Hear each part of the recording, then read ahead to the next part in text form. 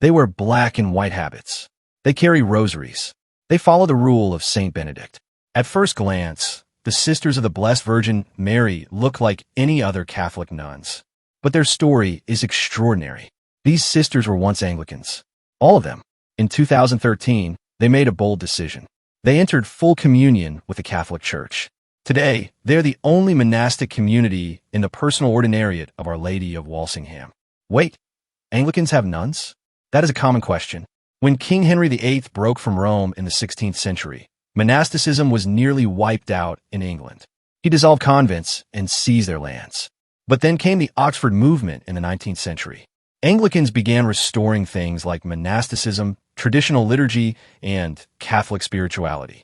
That movement also gave as St. John Henry Newman, one of the most famous converts from Anglicanism. During this revival, a young Anglican vicar named William John Butler founded the community of St. Mary, the Virgin in Wantage, England, in 1848. The community grew. They ran schools, homes for young mothers, care for the elderly, and addiction recovery programs. Later, they shifted to individual ministries in hospitals, parishes, and schools. But something was changing inside them. Mother Winsome, the community's leader, explains on their website, the sisters already lived like traditional Catholics. They wore habits, sang Gregorian chant, reserved the Blessed Sacrament, and took vows of poverty, chastity, and obedience. Yet over time, religious life in the Church of England had been pushed to the margins. Mother Winsome was elected in 2006. She saw a problem. Some sisters were losing their monastic vocation. They were becoming a loose group of well-meaning women doing good works. That is not consecrated religious life. When she tried to reform the community, she ran into obstacles. The structure of the Church of England, with its elected synods, could not give them what they needed.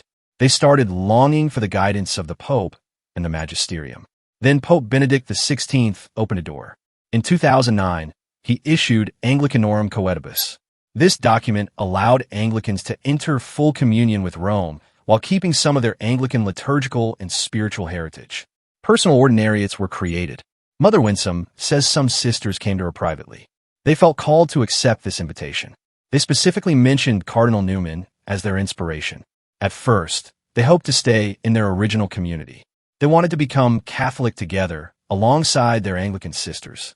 The whole community approved a period of spiritual exploration. In the end, 11 sisters discerned they were called to full communion. They also felt called to follow the rule of Saint Benedict. Not everyone was happy. Their Anglican superiors were not supportive. The sisters had to find a new home.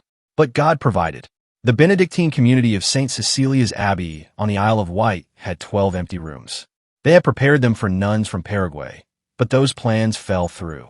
As it happened, the 11 sisters were joined by one more from another community. 12 sisters. 12 empty cells. Mother Winsome calls it providential.